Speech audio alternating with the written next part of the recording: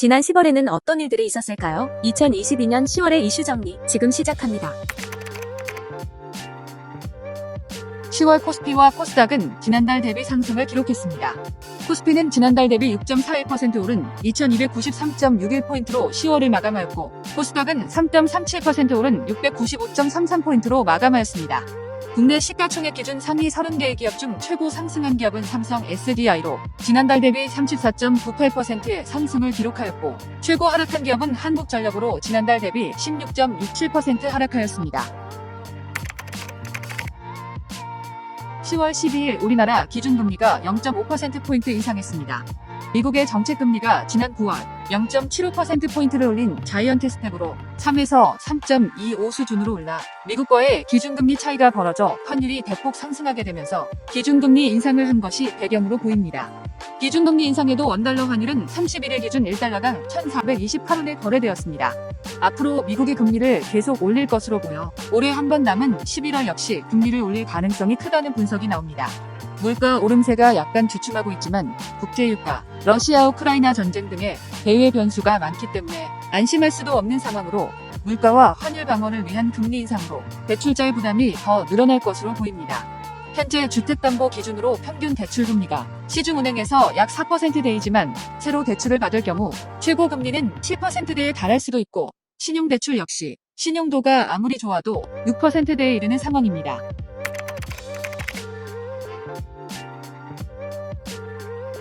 (10월 15일) 오후 3시 반쯤 판교에 있는 SKCNC 데이터센터에서 불이 나 약 3시간 만에 진압됐습니다.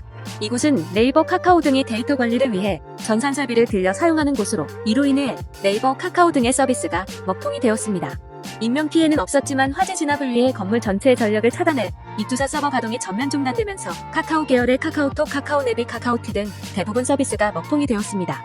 데이터 이중화 조치에 미흡한 것이 아니냐는 지적이 나오기도 했으나 판교 카카오 아지트에서 열린 대국민 사과 기자회견에서 카카오는 데이터 이중화 조치는 되어 있었지만 개발자들의 주요 작업과 운영 도구가 이중화되지 못했기 때문이라고 설명했습니다. 또한 서버 데이터 유실은 발생하지 않았으며 비상대책위원회를 통해 피해 보상을 논의하겠다는 말과 함께 카카오 남궁훈 대표가 사퇴했습니다. 데이터센터 화재 사건 이후 관련된 기업인들이 국회 과학기술정보방송통신위원회 국정감사장에 출석하여 사과한 가운데 김범수 카카오센터장은 유료와 무료를 구분해 대응하겠다는 표현으로 여야 의원들의 질타를 받기도 했습니다.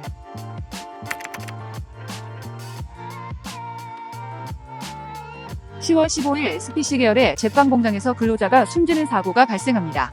이에 사람들은 SPC 계열의 브랜드 목록을 만들어서 공유하고 대체기업을 제시하는 등 불매운동을 시작했는데요. 사망사고 이후 노동자와 남자친구 간의 나눈 대화에서 그동안의 열악한 노동 환경이 알려졌기 때문입니다. 사고 이후에도 현장을 흰 천으로 가린 채 공장을 가동했다는 주장이 전해지면서 공분은 더 커졌습니다. 이에 SPC 측은 사고 당시 목격한 직원들의 업무는 즉시 중단시켰고, 인근은 생산량에도 현재 모두 멈췄다고 해명했습니다. 그러나 SPC 불매운동은 확산 중에 있으며 이러한 불매운동으로 가맹점 점주들만 피해를 본다는 지적도 보이고 있습니다.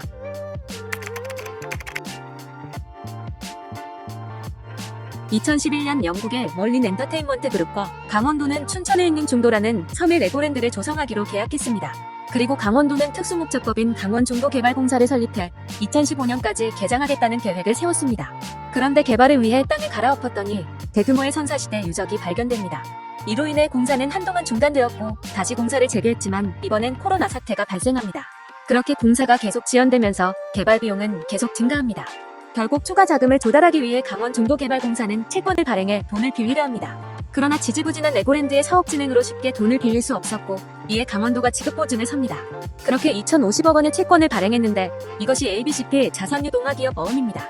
그런데 지난 6월 새로운 도지사가 선출되었고, 새로운 도지사는 지난달 28일 채권 만기일을 하루 앞두고 법원에 강원중도개발공사에 회생 신청을 하겠다고 선언합니다.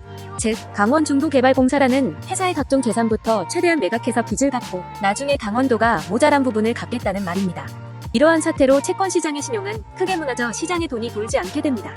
심지어 한국전력공사 등 AAA의 최상위 신용도를 가진 공사체들마저 팔리지 않게 되자 정부는 50조 넘는 규모의 유동성 공급을 하겠다고 말했고, 강원도는 12월 15일까지 채무를 갚겠다고 답했습니다.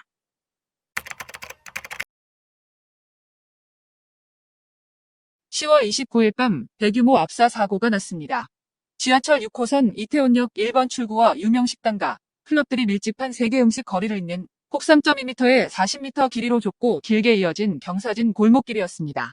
이태원에는 거리두기 해제 후 맞는 첫 할로윈데이를 앞두고 10만 명 안팎의 인파가 몰렸고, 사고 당시 이 좁은 길 위쪽에서 내려오는 인파와 이태원역에서 올라가려는 사람들이 겹치면서 순식간에 연쇄적인 깔림 사고가 발생한 것으로 추정됩니다.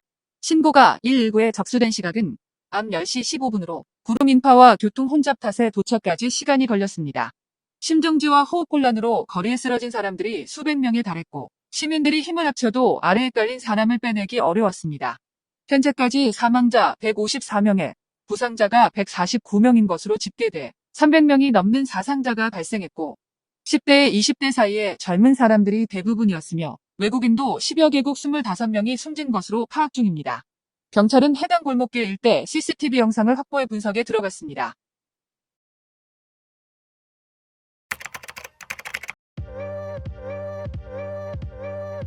롯데그룹에서 분사한 푸르밀이 11월 30일 사업을 접겠다는 사업 종료 선언과 함께 약 370여 명에 달하는 전 직원에게 해고 통보를 했습니다. 공장 직원들은 게시판에 붙은 공문을 보고서야 해고 사실을 알았고, 전 직원 역시 이메일 통보를 받은 것으로 알려졌습니다. 회사 측은 4년 이상의 매출 감소와 누적 적자로 지난해만 124억 원의 손실을 기록해 정리해고를 결정했다는 입장입니다. 푸르밀의 갑작스런 사업 철회 소식에 자체 브랜드 계약을 맺은 마트와 편의점도 다른 협력사를 알아보는 등 2차 피해가 예상됩니다. 논란이 커지자 고용노동부도 조사에 나설 방침이라 알렸습니다. 또한 지난 24일 오후 본사에서 김성환 푸르밀 노조위원장과 푸르밀 측은 상생할 수 있는 방향으로 논의했고, 사측도 성실에 노력하기로 했다며 31일 2차 교섭을 진행하기로 했습니다. 그러나 2차 교섭을 사흘 앞두고 사측이 일방적으로 희망퇴직을 통보하면서 분위기는 좋게 흐르지 못했고, 2차 교섭 역시 의견이 충돌하여 11월 4일 3차 교섭으로 미루게 됐습니다.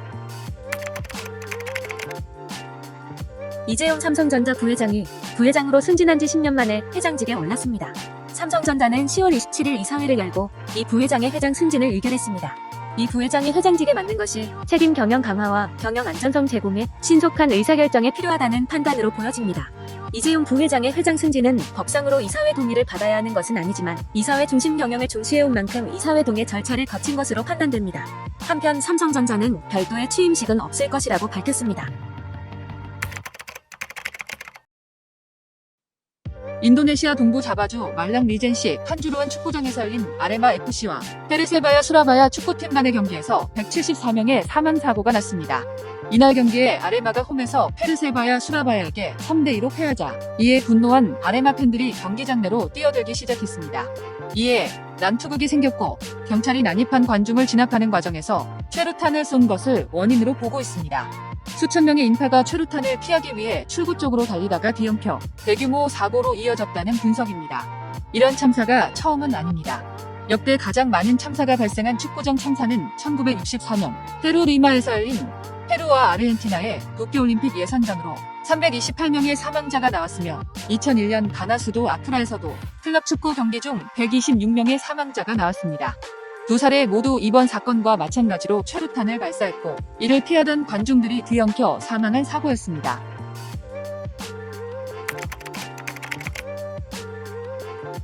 K리그 프로축구 울산현대가 강원의 짜릿한 역전승을 거두고 17년 만에 K리그 정상에 섰습니다.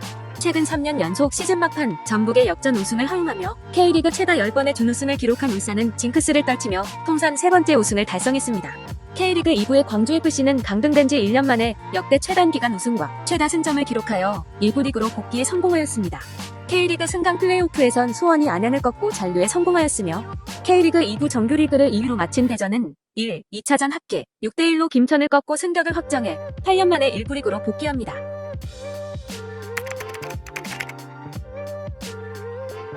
프로야구 SSG가 정규 시즌 우승을 확정하고 한국 시리즈에 직행했습니다. SSG는 시즌 개막 이후 단 한 번도 선두를 내주지 않은 KBO 사상 첫 와이어 투 와이어 우승을 달성했습니다.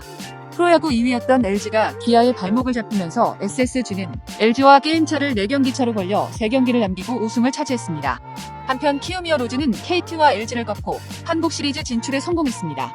SSG와 키움이어 로즈는 11월 1일 문학경기장에서의 경기를 시작으로 한국 시리즈를 진행합니다. 전 피겨스케이팅 선수 김연아가 그룹 포레스텔라의 멤버 고우림과 10월 22일 서울 중구 신라호텔에서 결혼식을 올렸습니다.